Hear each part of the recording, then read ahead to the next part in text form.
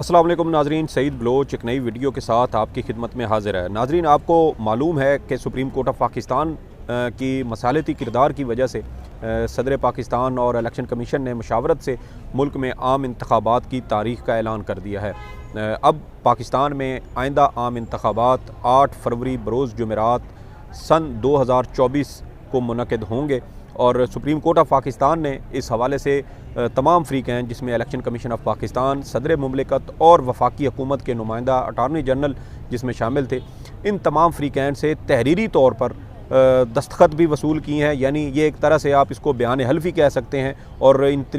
तीनों रियासती फ़रीक़ैन की जानिब से सुप्रीम कोर्ट ऑफ पाकिस्तान को ये यकीन दहानी करवाई गई है कि मुल्क में आइंदा आम इंतखाबात 2024 में दूसरे महीने की 8 तारीख़ को होंगे। इस हवाले से सुप्रीम कोर्ट ऑफ पाकिस्तान की जानिब से कुछ शराइत व ज़वाबित भी तय किए गए हैं और एक जो पहली तलवार है वो मीडिया की गर्दन पर चलाई गई है और ये कहा गया है कि मीडिया इन आम इंतखाबात के हवाले से किसी किस्म का कोई शकूक व शुबहात या बहाम पैदा नहीं करेगा। अब वो शकूक व शुबहात या बहाम कैसे उसका तयन होगा, कौन सी ख़बर ऐसी होगी जो उन शकूक व शुबहात से बालातर होगी और कौन सी ऐसी ख़बर होगी जो इस शकूक व शुबहात की डोमेन के अंदर आएगी, इस हवाले से सुप्रीम कोर्ट ने कोई वजाहत नहीं की। और ना ही मीडिया के हवाले से जो हिदायत हैं वो सुप्रीम कोर्ट ने अपने हुक्मनामे में शामिल की हैं। चीफ़ जस्टिस की जानिब से हुक्मनामा लिखवाने के बाद ये ज़बानी ऑब्जर्वेशन दी गई कि मीडिया इस हवाले से एहतियात करे और साथ ही चीफ़ जस्टिस की जानिब से अटारनी जनरल को भी ये हिदायत की गई कि अगर मीडिया, जिसको उन्होंने कहा कि आज़ाद मीडिया है, अगर वो सुप्रीम कोर्ट की इन हिदायत की खिलाफ वर्जी करता है तो फिर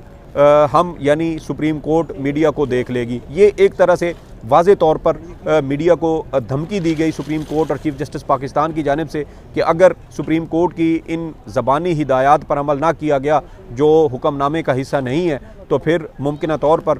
उस मीडिया हाउस को पैमरा के ज़रिए संगीन नताइज का सामना भी करना पड़ सकता है। देखना यह है कि जब इस फ़ैसले का या इस हुक्मनामे का तहरीरी जो हुक्मनामा है वो जारी होता है तो फिर मज़ीद ये सूरत हाल क्लियर हो जाएगी कि क्या सुप्रीम कोर्ट की जानिब से मीडिया के हवाले से जो हिदायत हैं वो सिर्फ अब चीफ़ जस्टिस की ऑब्ज़र्वेशन तक महदूद थी या वो बाकायदा उसको जो सुप्रीम कोर्ट का आर्डर है उसका हिस्सा भी बनाया गया है। लेकिन इसमें हमें एक और अहम पेशरफ्त देखने में ये आई कि सुप्रीम कोर्ट की इन ज़बानी हिदायत के बाद पैमरा की जानिब से 5 सफ़ात पर मुश्तमिल एक हिदायतनामा भी जारी कर दिया गया है जिसमें मीडिया हाउसेज़ को आम इंतखाबात के इनेकाद के हवाले से कुछ हिदायत जारी की गई हैं।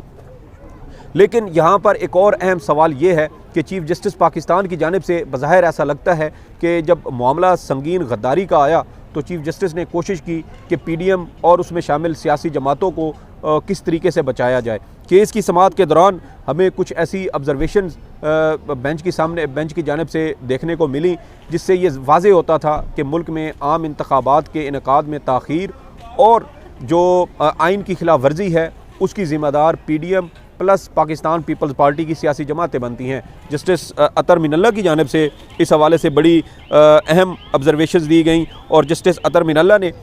PDM की सियासी जमातों प्लस जो पाकिस्तान पीपल्स पार्टी थी उसको आम इंतखाबात में ताख़ीर और आइन की खिलाफ वर्जी का ज़िम्मेदार करार दिया और उनकी जानिब से ये कहा गया कि वो सियासी जमातें जो मुश्तरका मफादात कौंसिल के इजलास में शरीक हुई और वहाँ इजलास में जो मरदमशुमारी के अदाद शुमार जारी करने के हवाले से फ़ैसले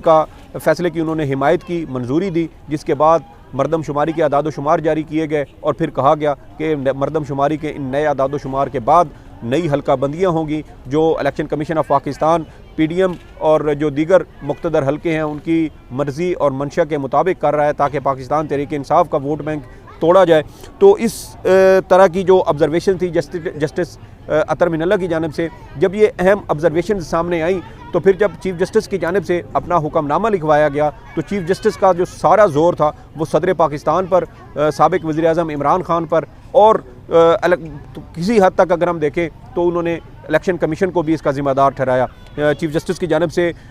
इस मामले में साबिक़ डिप्टी स्पीकर कौमी असम्बली कासिम सूरी की रूलिंग वाला मामला भी घसीट कर उन्होंने इस केस के साथ शामिल कर दिया और कहा कि सदर की जानिब से गुज़श्ता साल कौमी असम्बली की तहलील जो है वो गैर आइनी थी, उस वक्त वज़ीर आज़म या सदर को ये इख्तियार नहीं था कि वो कौमी असम्बली को तहलील करते, और और सदर का वो जो इकदाम था वो संगीन गद्दारी के ज़ुमरे में आता है। और उन्होंने उस वक्त जो सुप्रीम कोर्ट की जानिब से नोटिस लिया गया था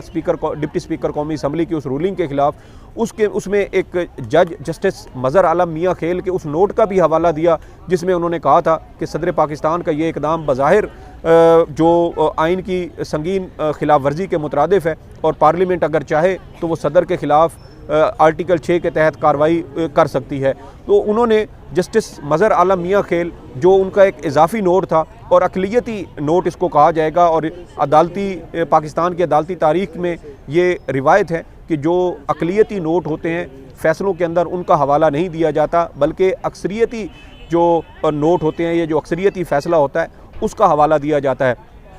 लेकिन चीफ़ जस्टिस काजी फ़ायज़ ईसा साहब जो पीडीएम की जानिब बड़ा वाज़ेह झुकाव रखते हैं, और उन्होंने कहा कि जब प्रैक्टिस एंड प्रोसीजर कानून पीडीएम की जानिब से मंजूर किया गया था तो उस वक्त पीडीएम की नीयत बहुत अच्छी थी। बिल्कुल वो ये कह सकते हैं, क्योंकि जिस वक्त पीडीएम की जानिब से 10 अप्रैल को पार्लियामेंट के मुश्तरका इजलास में उस कानून की मंजूरी दी गई थी, उस वक्त चीफ़ जस्टिस काजी फ़ायज़ ईसा पार्लियामेंट हाउस में मौजूद थे। उनके एक तरफ आसिफ जरदारी साहब थे और दूसरी जानिब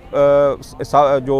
सेनेटर इसाक डार हैं वो उनके साथ कुर्सी पर बराजमान थे। तो इस वजह से वो पार्लियामान में पीडीएम की सियासी जमातों की जो नीयत थी वो उसको बड़ी अच्छी तरह से समझते हैं, वो वहाँ पर मौजूद थे। उन्होंने इमरान खान और पीटीआई के ख़िलाफ़ सियासी तकारीर भी सुनी, और उसके बाद उन्होंने कहा कि मुझे तो अंदाज़ा ही नहीं था कि यहाँ इस तरह की सियासी तकारीर होंगी। बहरहाल जब मामला आइन शिकनी का आया और आर्टिकल 6 लगने का आया, तो फिर चीफ़ जस्टिस काजी फ़ायज़ ईसा साहब की जो पूरी कोशिश थी वो ये थी कि इसमें सदर पाकिस्तान को और साबिक़ वज़ीर-ए-आज़म इमरान खान को कसूरवार ठहराया जाए, और किसी हद तक उन्होंने इसमें इलेक्शन कमीशन ऑफ पाकिस्तान को भी ज़िम्मेदार करार देते हुए उन पर उसको भी आइन की खिलाफ वर्जी का मुर्तकब करार दिया है। लेकिन बुनियादी सवाल फिर यही पैदा होता है कि क्या सदर पाकिस्तान को जो कानूनी राय वजारत कानून की जानिब से दी गई थी, क्या वजारत कानून के हवाले के ख़िलाफ़ भी किसी किस्म की कोई कार्रवाई होगी, या ये जो आर्टिकल 6 का जो एक तरह से शिकंजा है वो सिर्फ सदर पाकिस्तान और साबिक़ वज़ीर-ए-आज़म इमरान खान के ख़िलाफ़ ही उसको टाइट किया जाएगा। बहरहाल इमरान खान साहब ने जेल से अपने वकील हामिद खान के ज़रिए ये पैगाम ज़रूर पहुँचाया कि जिन लोगों ने आम इंतखाबात ना करवा कर आइन की खिलाफ वर्जी की है, उन तमाम ज़िम्मेदार अफराद का तयन होना चाहिए, और उससे एक ये तासुर मिलता है कि अगर पाकिस्तान तहरीक इंसाफ आइंदा आम इंतखाबात में कामयाब होती है तो मुमकिन तौर पर वो तमाम लोग जो पंजाब और खैबर पख्तूनख्वा में आम इंतखाबात में ताख़ीर की वजह बने और अब कौमी इंतखाबात में भी ताख़ीर की वजह बन रहे हैं, उन तमाम अफराद के ख़िलाफ़ भी मुमकिन तौर पर आर्टिकल 6 के तहत कार्रवाई हो सकती है। यहाँ पर एक और अहम सवाल ये भी पैदा होता है कि अगर चीफ़ जस्टिस काजी फ़ायज़ ईसा ये समझते हैं कि गुज़श्ता साल डिप्टी स्पीकर कौमी असम्बली की रूलिंग, उसके बाद वज़ीर आज़म की जानिब से सदर को असम्बली की तहलील के लिए ख़त लिखना और सदर की जानिब से उस समरी पर दस्तखत करके असम्बली तहलील करना, ये तमाम इक़दामात आइन के ख़िलाफ़ थे, आइन की खिलाफ वर्जी थे, तो फिर उनको अपने फ़ैसले में ये भी लिखना चाहिए था कि पंजाब और खैबर पख्तूनख्वा में आम इंतखाबात में ताख़ीर की वजह कौन था। पाकिस्तान तहरीक इंसाफ की जानिब से जनवरी से मुल्क में आम इंतखाबात का ख़ास तौर पर मुतालबा किया जा रहा है कि पंजाब और खैबर पख्तूनख्वा में चूँकि सूबाई असम्बलियाँ तहलील हो चुकी हैं तो आइन के मुताबिक दोनों असम्बलियों में 90 रोज़ के अंदर इंतखाबात होना ज़रूरी हैं। लेकिन जहाँ जहाँ PDM या पाकिस्तान पीपल्स पार्टी समेत दीगर सियासी जमातें जिनके ऊपर आर्टिकल 6 या आइन की खिलाफ वर्जी का इल्ज़ाम आता है, वहाँ पर चीफ़ जस्टिस की जानिब से ऐसे लगता है कि जैसे उन्होंने तरपाल डाल के मामले को दबाने की और ठंडा करने की कोशिश की है। और जहाँ पर पाकिस्तान तहरीक इंसाफ का मामला आता है तो वहाँ पर चीफ़ जस्टिस की जानिब से 1.5 साल पुराना वाक़या भी अपने जो हुक्मनामा है वो उसका हिस्सा बना दिया जाता है। तो ये कुछ तफसीलात थी जो आपके साथ शेयर करनी थी कि चीफ़ जस्टिस की जानिब से वाज़े तौर पर ऐसा नज़र आता है कि वो PDM की सियासी जमातें हों या पाकिस्तान पीपल्स पार्टी हो जो PDM की इत्तेहादी थी, उनको बचाने के लिए वो भरपूर तरीके से शायद कोशिश कर रहे हैं और कोई इल्ज़ाम उन पर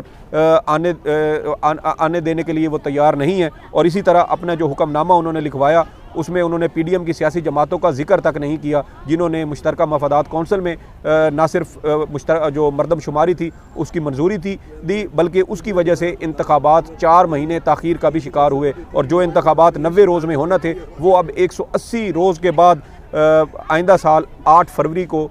यानी बरोज़ जुमेरात मुल्क में मुनक़िद होंगे। ये कुछ तफसीलात थी जो आपके साथ शेयर करनी थी। आपकी इस हवाले से कुछ राय हो तो फ़ीडबैक में ज़रूर बताइएगा। सईद बलोच को इजाज़त दें। अल्लाह हाफ़िज़।